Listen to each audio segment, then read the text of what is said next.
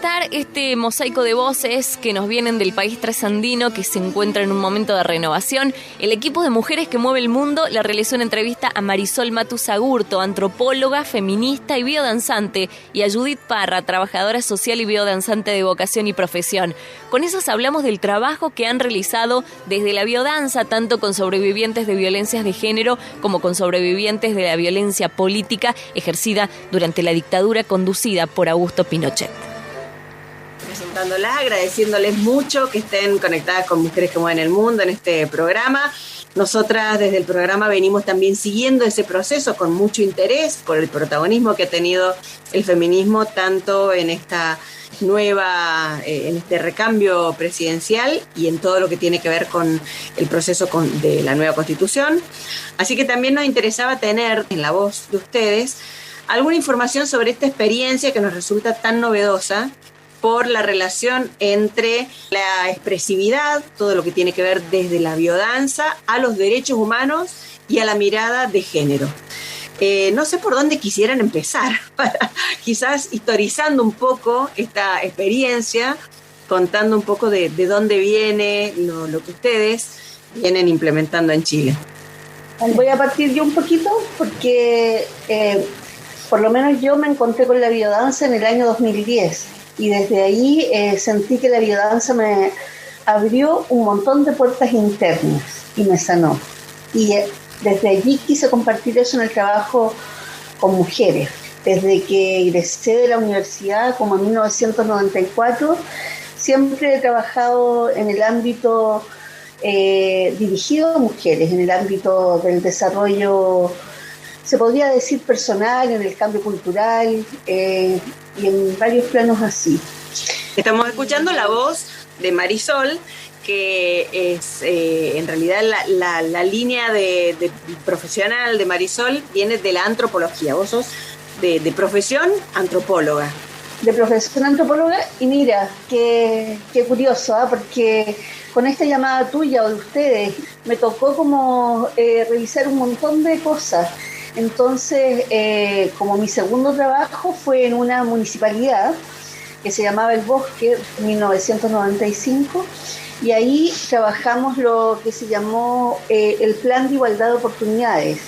Los planes de igualdad en aquella época, 1994, 1995, eran planes que se diseñaban desde arriba y se implementaban hacia abajo y que tenían que ver con políticas públicas dirigidas a las mujeres para ir eliminando en alguna medida la discriminación que vivíamos todas las mujeres en aquella época.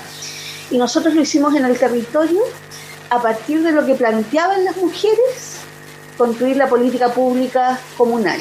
Yo me hice cargo del área de educación y cultura y ahí implementamos un plan de recuperación de estudio para mujeres adultas, porque uno de los problemas detectados era que las mujeres habían dejado de estudiar o habían dejado la escuela muy chicas porque tenían que hacerse cargo de sus familias o salir a trabajar, porque en sus familias no era la prioridad para ir a estudiar, entonces la prioridad se le daba a los hombres y habían quedado como inconclusas. Y el plan de estudios que elaboramos tenía que ver, se pasaba historia del movimiento de mujeres, historia del movimiento feminista, desarrollo personal, se hacían un montón de desarrollo de contenidos que eran acordes a una escuela de mujeres, a una escuela feminista y que tenían que ver con todos los temas, sexualidad. Explorábamos, hacíamos un taller que se llamaba La Cueva de la Salud, que era explorar, digamos, también tu propia relación con tu cuerpo y tus genitales, tu vulva, y de ahí, digamos, como todo el trabajo con mujeres se fue desarrollando poco a poco. Cuando partimos con la biodanza, yo decía que a mí me abrió las puertas. La Judith me llevó a la biodanza en alguna medida. Yo había trabajado en danza primal con un argentino, el Daniel Caropio, había hecho desarrollo personal, porque siempre pensé que cualquier cambio tenía que ser con educación, un cambio educativo de conciencia. Pero aparte de eso, cuando trabajé en esta área de educación que yo te contaba de la Comuna del Bosque, me di cuenta que para las mujeres la educación tiene que ir con un desarrollo personal, afectivo, creativo, de otros contenidos que están asociados. Vos contás que tu encuentro con la biodanza te amplió, multiplicó estos campos en los que venías indagando, y entonces ese conocimiento también llegó de la mano de Judith, a quien vamos a presentar entonces ahora, para que nos cuente cómo es este trabajo de la biodanza asociada a derechos, asociada a las cuestiones de género. Hola, bueno, yo soy Judith Parra, soy de profesión trabajadora social y biodanzante de vocación y de formación también. Hace ya hartos años me formé con el Rolando Toro, que es el creador de la biodanza, y dentro del proceso, por lo menos que nos tocó ir compartiendo rutas con Marisol, nosotros igual tenemos como opción de vida un compromiso con las vulnerabilidades, digamos, ¿no? Y eso implica para mi infancia la locura y las mujeres. Vulnerabilidades que creo que la sociedad maltrata en distintos ámbitos. Mi experiencia, por lo menos en la biodanza, está en esas tres líneas. Yo partí trabajando con mujeres violentadas o sobrevivientes de femicidio, en una experiencia que hicimos en Concón, y el mayor aprendizaje, y se repite después con el proceso que lideró Marisol con las víctimas de violencia política en la región. Primero, yo creo que en lo político es muy revolucionario la propuesta que hace Rolando, porque desde la afectividad nosotros podemos construir una sociedad mucho más justa y mucho más equitativa. Y uno de los elementos que le faltaba a estas construcciones políticas revolucionarias precisamente está el tema de la afectividad y el desarrollo espiritual, que son dos elementos que son bastante trascendentes. Y como hay tanto daño desde la violencia política y desde la violencia estructural, especialmente a las niñas, niños y a las mujeres, lo que fuimos descubriendo fue que a través de la ruta de la biodanza podíamos generar procesos de reparación, por un lado, y por otro lado de resignificación. Por lo tanto, no era desde un discurso, sino desde habitar tu propia vivencia, donde hacías esos procesos de transformación tan profundos en la humanidad de cada una de las mujeres, de las niñas o niños con los que hemos trabajado, y jóvenes también, ¿no? Entonces, es por eso que abrazamos la biodanza. La biodanza sin duda tiene miles de temas que resolver también, no está ajena a la imperfección que cualquier otro modelo pueda presentar. Yo lo digo porque a veces se mitifican las cosas y no somos Illuminati, no somos seres de otro mundo, somos personas que tenemos un compromiso y que abrazamos la posibilidad de hacer rutas compartidas con la gente en la cual podamos crecer. Entonces lo que hacemos es facilitar ese proceso. Pero las protagonistas son las personas en la biodanza, en los grupos. Entonces, por un lado hay un proceso individual, pero también hay un proceso grupal que va reforzando esos crecimientos cualitativos que va teniendo cada uno. O cuando digo cualitativo, es decir, voy mejorando esa convivencia con mi existencia y voy superando también los traumas que me han generado distintas experiencias traumáticas de la vida. Estamos hablando del caso de las mujeres golpeadas, las mujeres torturadas. Bueno, para el caso de las mujeres y la violencia política hay que entender que además un elemento clave de violencia es la sexualidad y la corporalidad de las mujeres en la violencia política. ¿Me podés explicitar un poco más eso, Judith? Me gustaría que profundizáramos en esto de el componente de género y sobre todo basado en la sexualidad que tuvo la violencia y el terrorismo de Estado en relación con las mujeres más específicamente. Yo puedo decir que para mí la violencia de Estado es algo bien profundo, que tiene que ver un poco con el patriarcado, esta visión machista de la sociedad, porque hasta los 70 el Estado fue pensado por hombres, para los hombres, donde se veían solamente los problemas de los hombres. En Chile en 1973 llegó al poder los militares con una prepotencia masculina por sobre todo los que no pensaban ni creían lo mismo que ellos, los que tenían otra forma de ver el mundo. Y esa violencia fue mucho más brutal con las mujeres, que tiene que ver también con una forma de pensamiento que está arraigada dentro de.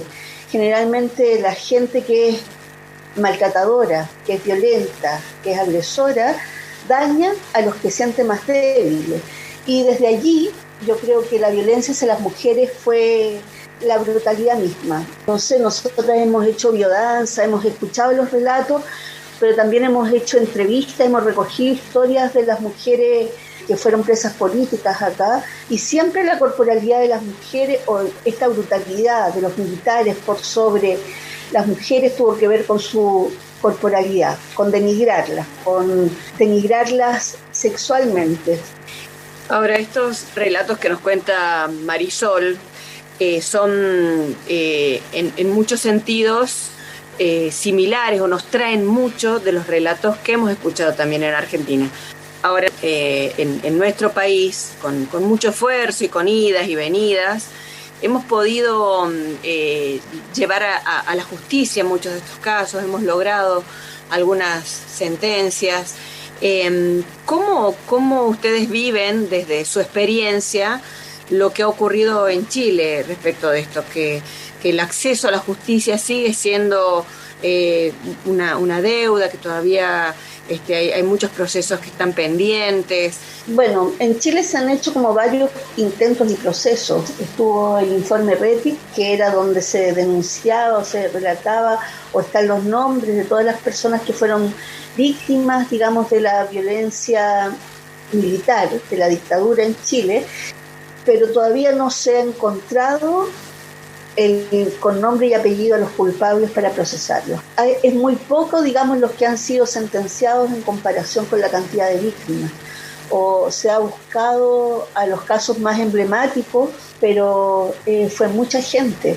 Esta falta de acceso a la justicia, esta falta de reparación y de reconstrucción. Nosotras en Argentina tuvimos procesos incluso que tenían que ver con juicios de la verdad, que ni siquiera se buscaba una pena, sino que lo que se trataba era de instalar en la sociedad un relato verídico, comprobable. Esa ausencia, esa falta de reconocimiento de la sociedad de lo que ha ocurrido, ¿aparece en las experiencias que ustedes ven? ¿Cómo se retrata eso a la hora de trabajar? ¿Cómo lo tienen en cuenta ustedes a la hora de revisar, de poner en movimiento todas esas emociones y todo eso que surge con la biodanza? Primero, dejar claro que en mi país, por lo menos lo que yo veo, es que prima la impunidad al día de hoy, y que hay que de alguna forma eso es un daño estructural no solo en la gente que vivió directamente violencia política, sino en la sociedad como tal, y que frente a cualquier momento o cualquier situación aparece ese daño instalado en nuestro inconsciente o en nuestro subconsciente, y como no se ha hecho suficiente proceso de reconocer nuestra historia con sus dolores, difícilmente también reparamos, corregimos y hacemos justicia frente al tema. Entonces, a mí me parece que es una deuda tremendamente pendiente y que hace un profundo daño. Además, por mucho que pase el tiempo, la memoria está ahí con ese daño. Eso dejarlo como un elemento que está, ¿no? Y que en la biodanza, cuando aflora incluso en grupos que no tienen temas con la violencia política. Metodológicamente ustedes encontrarán también como cosas en común cuando trabajan con mujeres que han sido víctimas de violencia política y víctimas de violencia doméstica, por así decirlo, que en todos los casos están cruzados de la violencia desde un paradigma de género, pero ¿qué conexiones hacen entre una cosa y la otra? Mira, yo creo que en la biodanza hay una serie de ejercicios o de propuestas de vivencia que uno va guiando y que sin duda para nosotros igual fue un desafío ir adaptando también para, no sé, ponte todo ocupar sillas para que tenía problemas del corazón, como que uno no hay ninguna exigencia. La única exigencia que uno instala en la biodanza es que la gente sea genuina respecto a lo que vivencia, porque no es que tengamos que hacer poses ni forma, ni estética, ni nada. Tú vas a hacer un proceso vivencial donde lo que tú vivencias y tus logros están dados por lo que tú puedes, no más que otra cosa. Y cada pasito, cada conexión es un repertorio para seguir creciendo. Entonces yo quería plantearte por un lado que está todo este esquema metodológico que te permite acompañar en forma gradual procesos que son de reparación y que son de resignificación y que ayuda a las mujeres a pasar estos momentos que son complejos y a revincularse desde su lado sano, alegre y placentero, sin obviar su historia, ni que afuera el mundo puede ser terrible, porque no se trata de disociarse, sino de integrarse, que es otra cosa, que es súper importante, claro. Porque a veces la gente cree que es como euforia, y no es verdad. La euforia también es parte de la biodanza cuando lo amerita, pero nosotros no andamos como locos bailando solo porque somos locos, queremos andar alegre y no hay visión del dolor. Los dolores que traemos los trabajamos. O la imposición de la no pena. La no si alguien pena. Está llorando, le dice no lloré. No, mejor. Claro, no, ya pasó, no te preocupes. No, como dicen ustedes, déjame llorar. ¿Sí? Hay una pena, hay que acompañarla, contenerla. Y lo valioso, creo yo, y es lo que yo he aprendido, es que uno hace una ruta como facilitadora, pero hay un grupo que tiene un tremendo poder reparador, que es el grupo biodanza. Entonces se transforma en una matriz, efectivamente un útero afectivo, sí. un útero. Entonces vuelves a tener partos permanentemente. Gente, no sé, yo recuerdo, de hecho, miré, hay un relato que había de una que decía: soy una mujer vieja que siento que me parieron de nuevo. Y es re bonito y potente, metafóricamente, incluso escuchar eso, porque hay una profundidad de la vivencia de la gente que es muy, muy valiosa. Porque si no, igual si uno se las da de gurú, está perdida. No haces ni un aporte, no facilitas, sino que te la das de profe. Y ahí estamos perdidos.